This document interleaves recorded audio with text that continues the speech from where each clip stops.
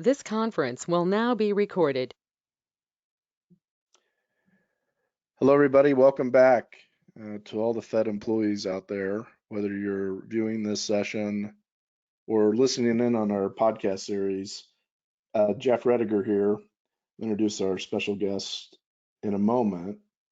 Today, we're talking about reducing taxation and risk in your thrift savings plan, and it's very timely.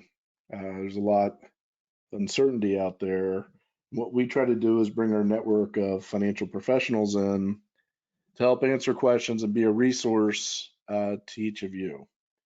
So today we have Justin Norris.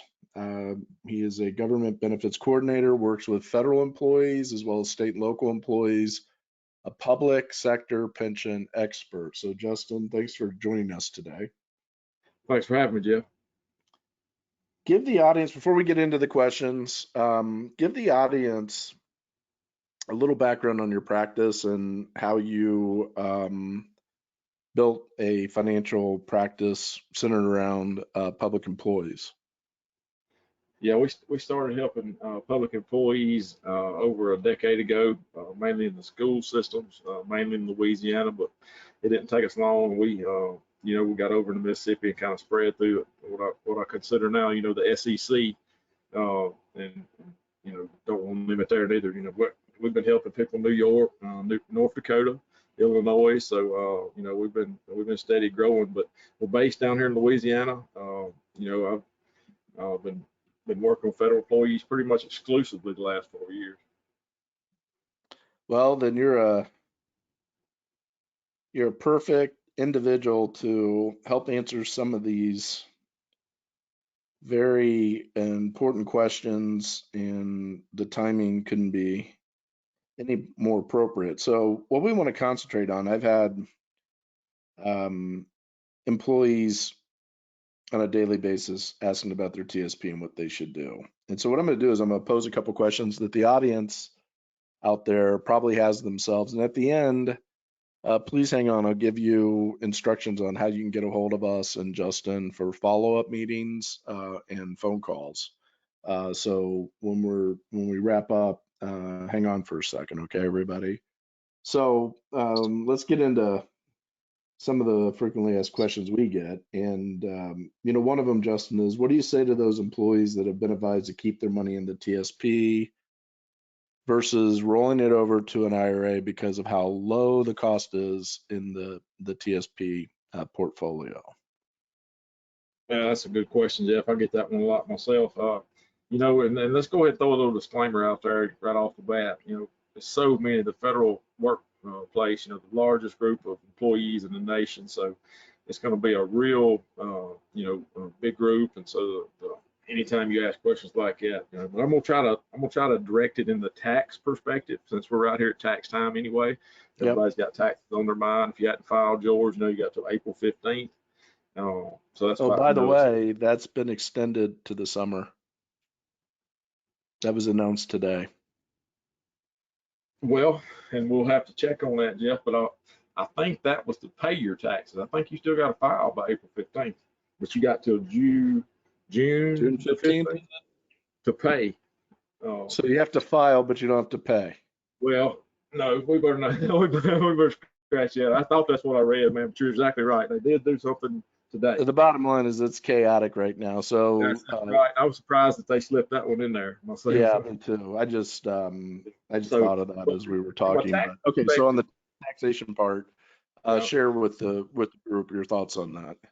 Okay, well, that's the thing about deferring taxes in the traditional TSP, which most of your federal employees are, is that you're going to have to, it's 100% taxable liability when you draw that money out. So after you separate from service and you're on fixed income, maybe, jumping tax brackets, and especially when you get to age 70, that added RMD income, can be real destructive on a retirement plan. So taxes has always got to be considered. My theory on that is going to be, if you got 5 years to wait before you need to get at that money, then it needs to go into the Roth. All new employees need to be putting money into the Roth. you know, where that's going to be where you can go ahead and take care of the taxes. And when you pull it out, it's going to be tax free, but you do have to have that 5-year window there. Well, that kind of leads me to the second question then. I saw in the thrift savings board, their investment board, the notes of, I think this was a couple years ago, but the notes of that meeting, they did a survey and a study, and only 10% of federal employees participate in the Roth contributions. Why do you think that is? Why not more? They haven't never had a chance to, you know, get educated on it, or they haven't had much information, whether it be the government or the HR departments. They just don't know. They don't know the advantages.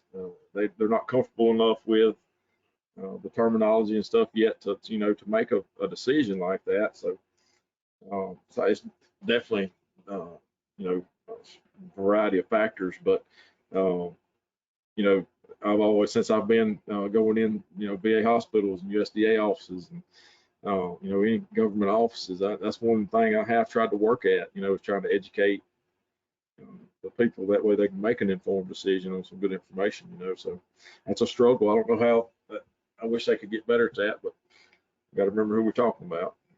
Well, and each individual is different. You have different age groups, but it should definitely be something you consider out there. And Justin can help you with that because, you know, I don't see long term, I don't see tax bracket shrinking.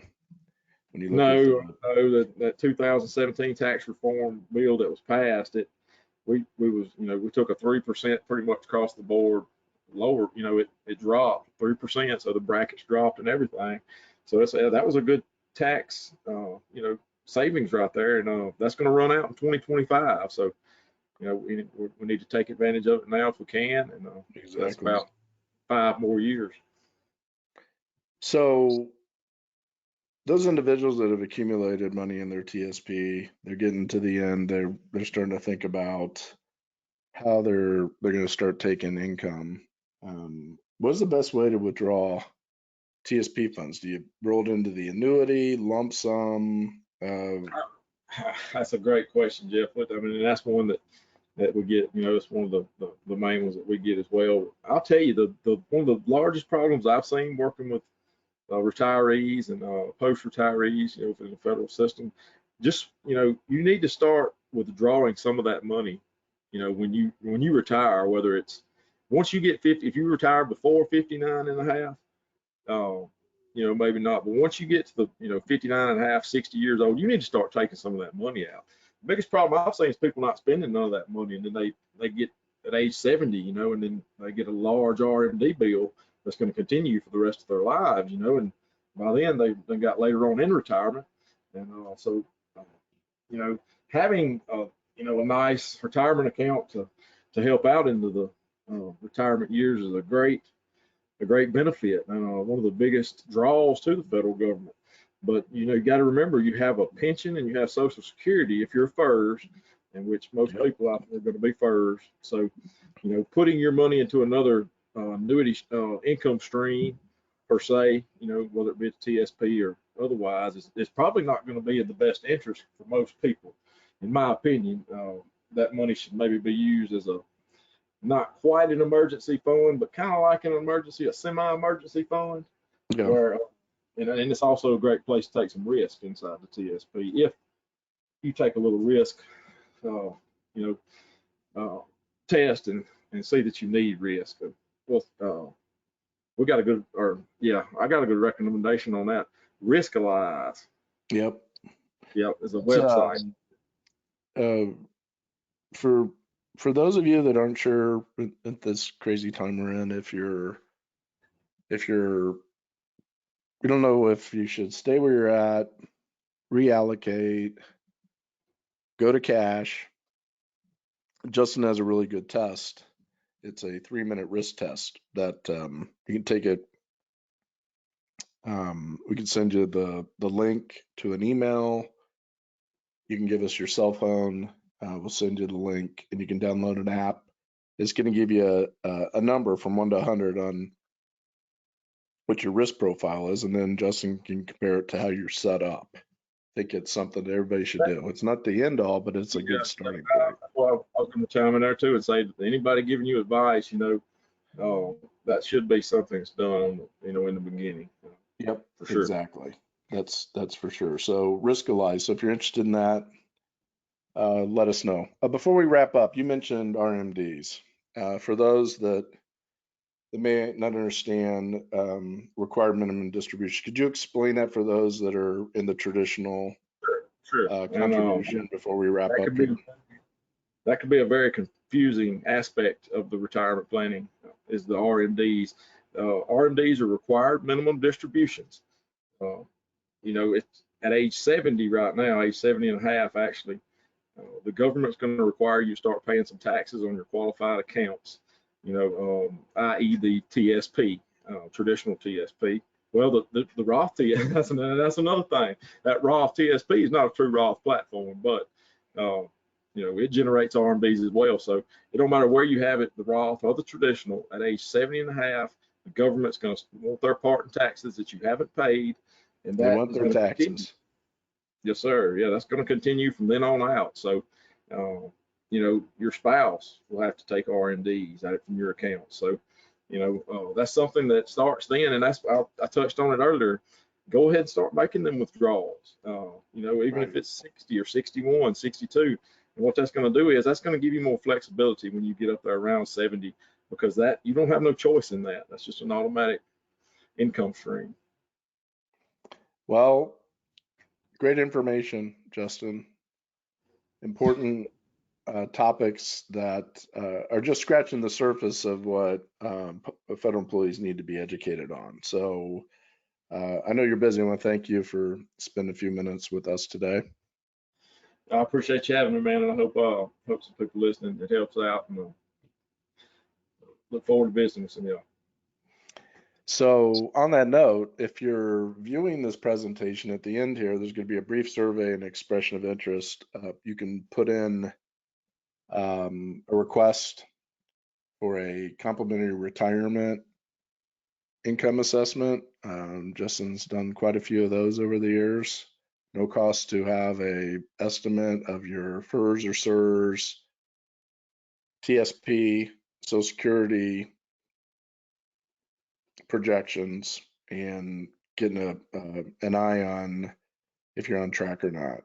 Secondly, if you're listening in, contact us at 888-545-8840, extension 2. Let us know that you attended this session and you'd like a complimentary retirement consultation. And you can also request the risk test. And Justin and his team will be in touch. You can also shoot us an email. Go to fedchecklist.com, and in the comment section, if you have questions, you can shoot us an email in the comment section, and we'll get back to you in 24 hours. That's fedchecklist.com. There's some great information on there, including a PDF that you can download that has a worksheet and a budget for retirement. So again, thanks, Justin. Appreciate it. Great information. This concludes our session today. Please check back in if you subscribe to our newsletter for our next episode.